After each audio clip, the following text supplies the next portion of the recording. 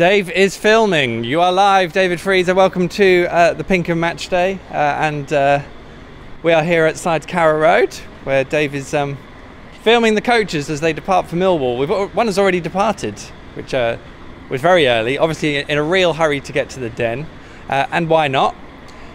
Dave, should we have a look at? Should we go close up on this coach here? Because the guys are all looking quite happy. Smile, wave, wave. Look, there's people waving. There's people waving. That's good. I wonder how much in hope and expectation they're going to. Of course, Norwich haven't won a game away from home yet this season. But of course, it's only this third trip in the league, and we've all forgotten about Villa already, I'm sure. 1, 2, 3, 4, 5, 6, 7 or 8 coaches or so, which is grand. Paddy Davitt will be joining us in a moment. We'll have a chat with him ahead of the game. We'll have a little look at what we think the team might be. Or more so, I'll have a graphic as to what I think the team will be, and Pad will put me right, because that's normally how that works. Hopefully we'll get a chat with Dave. Dave, how are you feeling? Your first trip to Millwall, isn't it? It is, first to the den. A little bit apprehensive about the actual game, but not too worried overall. Looking forward to it. It's a confident man. Come on, Pad, in you come. In you come. And we'll, obviously, as usual, we'll break when the coaches depart, because that's the money shot. As we went live, I was walking across the shot, so it's a bit amateur hour this morning. Not at all, mate. You're a top television professional now. Yeah, all day long, mate. Yeah, we've done this. It's the third time we've done this. The other 2 times it's been glorious sunshine. I think last time we actually joked that the weather might turn soon. You did, yeah. Although apparently, by all accounts down there, it's not too shabby. So weather-wise, we might be all right today. Fingers crossed. These guys all travelling in numbers. There's always a great following for Norwich when they're in the capital. Yeah. Should they travel in hope, expectation? Well, certainly hope. I mean, mainly because Millwall haven't won a game yet this season in the league. So, newly promoted team, struggling to build on the momentum from last season, coming up through the playoffs.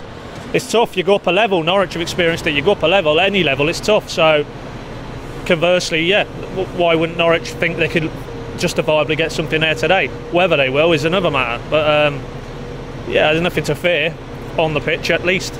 Yeah, quite. We normally do a fan cam before the game round the outside of the den. I've not quite figured out how I'm going to do that yet. We'll hear from Daniel Farke and Pinto in a moment too. Norwich away from home. We're 2 games in. I thought we saw a lot of positive signs at Fulham. Probably much less so, certainly in the first half at Villa. Yeah. Is it a different problem that Norwich are facing away from home? Because you ask the manager or the head coach about it, and they'll say, well, it's the same pitch, it's the same ball, blah, blah, blah. No, I don't think so. I think the problems you're alluding to, we've seen it at Carrow Road this season, even Charlton midweek, first half. And it's that element we talked about yesterday with the head coach. When they lose the ball high in their own half, they look vulnerable. And how do you eradicate that? And to me, that's not a home or away thing. That is just how this guy wants to play, how he wants to control the ball. But the other side of that is what you do when you don't have the ball, and at the minute, not to put too fine a point on it, they're all over the place. When they don't have the ball, you fear it'll end in a goal, and it did, unfortunately, at Villa Park 4 times last weekend. Charlton turned it over and scored early midweek. Don't give these sides any encouragement. You know, it isn't all about being brilliant in possession and creating chances. You also need to be very good at the other end of the pitch. And what we're saying there is what we accused Alex Neil's team of last season. They weren't good enough, and the goals against Column told you that.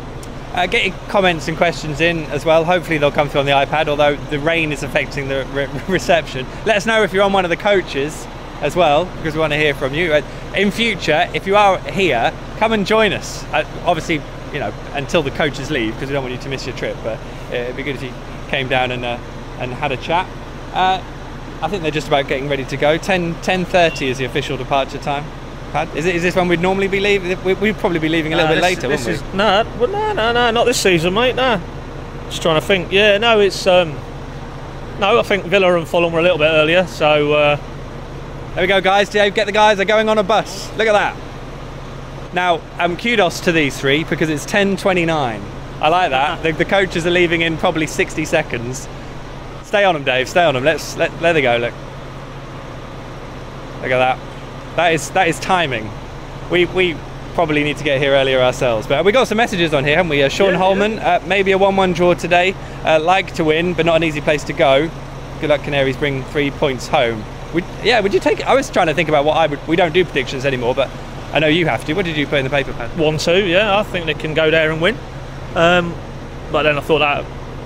Well, I didn't really think that Villa and Fulham, if I'm honest. But I do think today for reasons already stated. You know, they're not going to a team who were in the playoffs last season. They're not going to a team who've spent ridiculous money and done it again this week with Mr. Snodgrass. Yeah.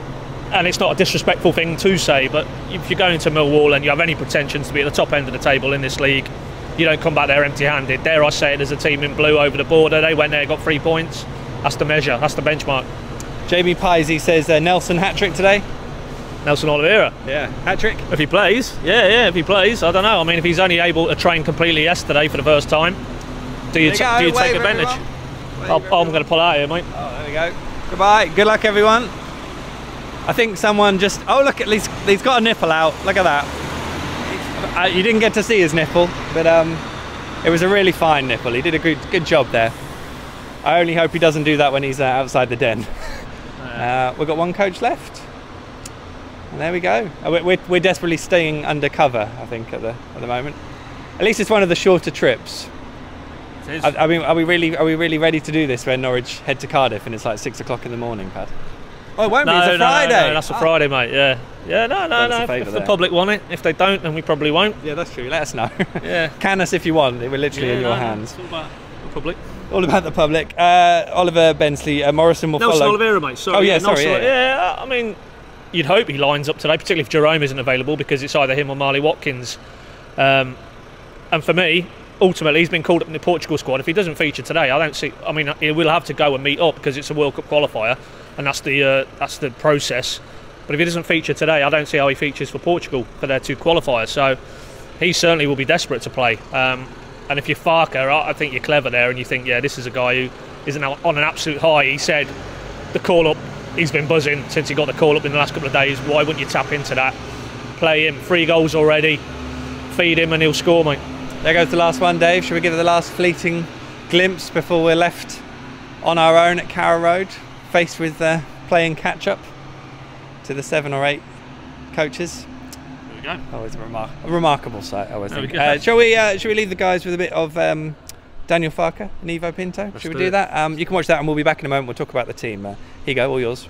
Yes, I am. So had a lot of information, and all the guys told me I will probably learn some new English words.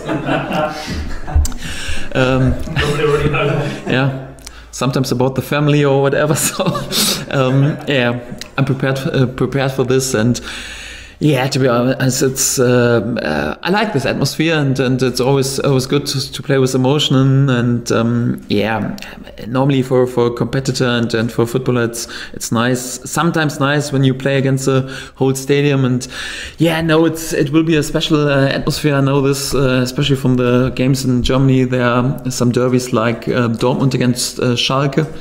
It's a little bit like Norwich against Ipswich. So it is before the game you're not allowed to use the name of the other club, and you just speak in postcodes and something like this. And when you win the game and everything is fine, and when you lose the game, it was the most important game in the season. So it was a really struggling atmosphere, and I think it's not a derby for us, but it will be a little bit like this atmosphere, because it's really emotional and will mean a hard struggle. And you don't have to be too annoyed because of some things. You have to concentrate on on your game, and that's what we're planning to do. So not to let us provocate in any way. So concentrate on our topics, concentrate on the content, and I think we're prepared. As I am Portuguese and I'm close to Nelson, I speak with him, and in the end we agree, we disagree, we are together, and we all make mistakes. It was in the moment of the goal, in the moment of the game he wants to play. I think that is fantastic when a player wants to play, so I don't blame him. Of course, everything can be done in different ways, but it was the team stick with him, the team stay with Nelson. We stayed with Nelson because it's very important for us. I think Nelson is a very, very good lad. We can't make a judge on a people just because on a person just because one action, because he's really a good lad, and it was in that moment he scored the goal, and he wants to show that he wants to play, and I think that it's important as well. So it's past, and he sticks with us, and he keeps scoring goals for us, so it's done.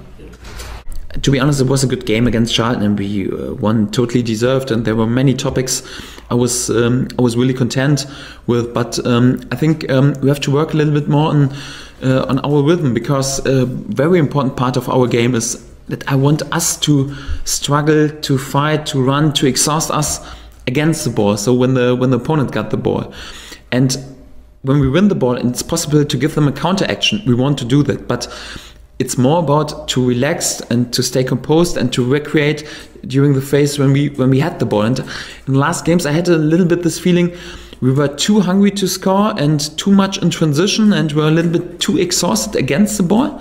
It was especially in the first 20 minutes against Charlton too. So I got this feeling, okay, we relaxed a little bit and were not so concentrated, and tried to cheat a little bit in the working against the ball, and try to save some energy against the ball to be there when we win the ball for counter action or for playmaking. And I think that's not the rhythm we want. So we want to fight and be there with 100% against the ball. We want to be there with 100% in counter actions, but then sometimes we have to control the game. We have to be good in possession. We have to choose to recreate with the ball and to decide for playmaking. And that was the topic in the halftime. So although we had a good game, so although that was a point I criticized after the game, and we spoke about. So I think we have to change a little bit our balance in the rhythm of the game. And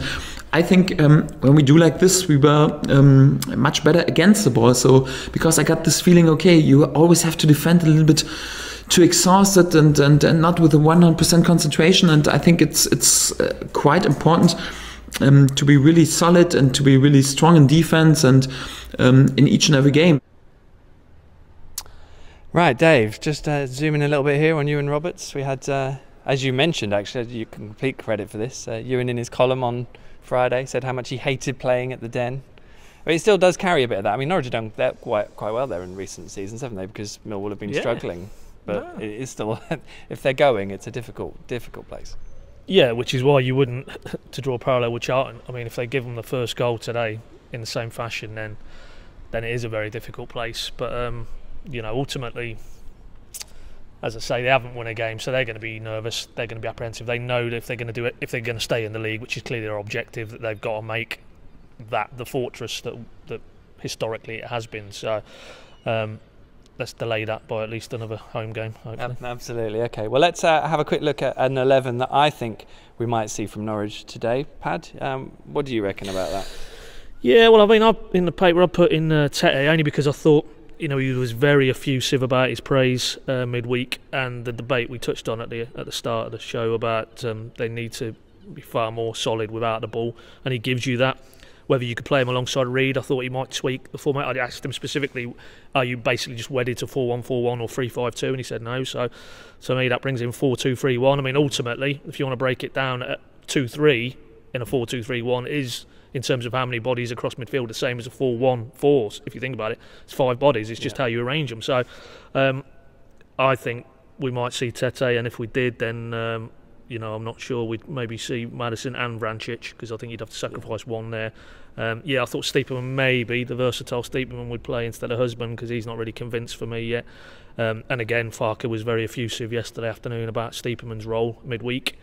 But other than that, yeah, I think they're the sort of personnel. And who you've got on the bench there to change it, potentially Houlihan, Watkins, Naismith. Quite an attacking bench. Yeah, tribal, yeah. It's all going on there, isn't it? Yeah, so they haven't actually got much defensive cover when you strip it back as well. Maybe Harry Toffolo's the one that's missing there who could slop in. Yeah. No, I think, as I say, ultimately, for me, it's going to hinge again today, as it has done every game this season, is without the ball. You know, without the ball, if they can distill the QPR game, that's the best one so far, because it's the only one they've kept a clean sheet, isn't it, in the league, where they were under pressure, but you never got the sense that, you know, it was going to come. Now, in all the other games, you have got that sense, and then the dam has been breached, and then they've conceded multiple goals. So, for me, they'll come under pressure today, inevitable. You know, long balls, direct balls into Steve Morrison. Can they cope with that? Can they find the antidote? If they can, then they've got enough going forward in this division to score goals against any team, haven't they? Yeah, spot on. Should we have a quick chat with Dave? Should we do it quickly? We're going to do a quick seamless transition here as Dave comes in. Look, and now you're going to get the camera skills of Pad as well. Dave. No, not at all. Dave, the consummate professional, walks the right way around. Look at that, Dave. Top work. So, yeah. I'll assume the pad pose, though, against the wall. Yeah, good man. Good man. Make sure you smile as well. In terms of going to the Den, are you looking forward to it? It's your first trip. What are your thoughts? What are your sort of preconceptions heading there? It feels like a fitting end to Daniel Farke's crash course in English football. You've got to remember that this guy was basically Matt Gill at Borussia Dortmund last year, wasn't he? He was not going to Millwall with 20-odd thousand people screaming obscenities at you. He has been really chucked in the deep end, and I think he'll almost be looking forward to this international break, apart from the fact that you've got 7 important players going away and that the nervousness of injuries, which obviously comes with that. If they can get anything out of today, I'd be happy with a point, particularly if you can win, then that really lays down a marker. You've got the international break to work on those things that he clearly is still working on. And as Robin Sainty said in his column today, you've got to remember that this is a long-term project, that Stuart Webber has always billed it as being a long-term project. So if he can get to that first international break and pick up another point or 3 points, then I think he'll be reasonably happy with how things have gone. With Tim closer to come back, you know, hopefully no more injuries, then they can hopefully kick on. You've got Birmingham is the next game after the break at home, win that, and I would have thought people overall would be pretty happy with the direction things are going. So if there was a defeat today, do you think everyone will be okay with being patient over the international break? I think it's the manner of it, isn't it? If you get completely overwhelmed, if Steve Morrison bullies you, if the crowd get on top of them and they don't look like they're in with a chance of winning the game or in with a chance of controlling a game in that sort of frenetic atmosphere, then you're still questioning whether Daniel Farke and this evolving squad are capable of coping with those situations. If they're in the game, if they lose by, you know, an unlucky goal or a penalty or something like that, you can handle it, can't you? Because we all know that this isn't a team who are nailed on to run away with a top 2 place. So that's the important thing. It's the performance, without sounding like a manager, because all managers seem to say it's the performance that matters to them nowadays. I think that is the key thing today going into this 2-week break. Okay, and just finally then, Steve Morrison reunited with the man who keeps his chickens. I don't know if he's still got any chickens. I know he does greyhounds now. I don't know if greyhounds and chickens are particularly compatible. But in terms of football, he always got a bit of stick here, didn't he? But he actually did a pretty good job when he was here too. Yeah, when you look back on it and you think that he scored 9 goals in the Premier League, then perhaps he was rather underappreciated. But he was being compared against Grant Holt, which is difficult for anyone to compete with, isn't it? With the levels that he hit. So I'm sure he'll be a nuisance today. If I was a betting man, I'd put money on him scoring. But I think Lee Gregory is also a useful player going forward. I'm not sure how good they are in defence. So I think Norwich are certainly capable. If they turn up, if you've got Wes Hoolahan and Nelson Oliveira up there, they should be capable of outscoring them. So fingers crossed. Fingers crossed indeed, which I think is probably the best way. That's normally the way we leave for away games. With our fingers crossed and we see how we get on. Thanks very much, Dave. Thanks, Pad. Stellar camera work. Thanks to the coaches and the fans who waved to us. And don't forget, of course, PinkUn.com for all the pre-match build-up, live coverage at PinkUn.com/live, and then all the reaction with Paddy and Dave and myself afterwards for the rest of the weekend. It's really the only place to follow Norwich City in action in Millwall and every game this coming season. We better get on our way because the coaches have got a head start. So we'll sign off with the usual goodbye, and we will see you at the Den.